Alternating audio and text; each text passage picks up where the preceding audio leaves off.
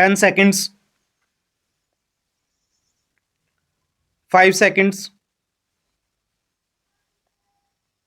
Ready? Start. Defendant number 1 did not appear in the suit despite notice.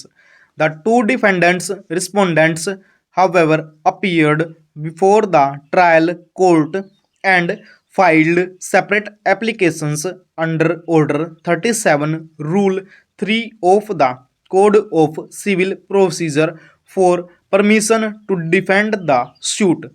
The defendant's applications were based on a number of grounds, but we may only advert to the one that seems to have weighed with the High Court.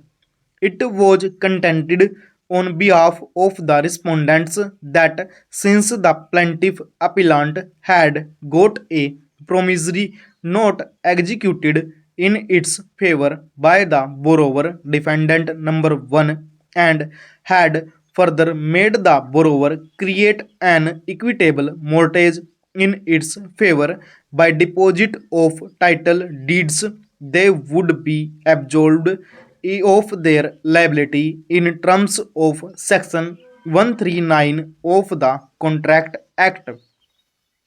According to the respondents, their plea gave rise to a tribal issue and they accordingly sought permission to file their written statements and contest the suit.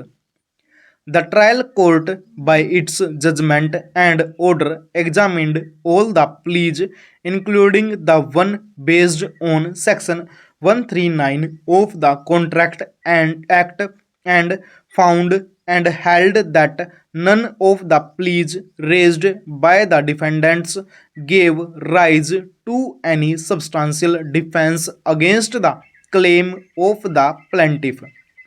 Accordingly, it dismissed the petitions filed by the defendants respondents by order dated and proceeded to decree the suit of the appellant plaintiff for a sum of rupees 4 lakh along with cost and expense and future interest at the rate 10% per annum on the decreal amount from the date of filing of the suit till the date of realization.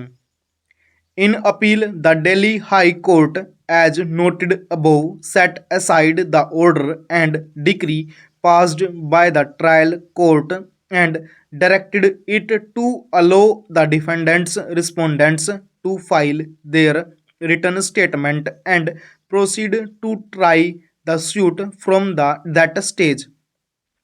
The High Court noted that relying upon Section 139 of the Contract Act, a contention was raised by the respondents that for recovery of its loan from defendant number 1, the principal borrower, the plaintiff should have taken recourse first by either seeking to give effect to the promissory note or by enforcing the equitable mortgage. Neither of these remedies, which were open to the plaintiff, were taken recourse to, and the recovery was sought to be made straight away from the appellants.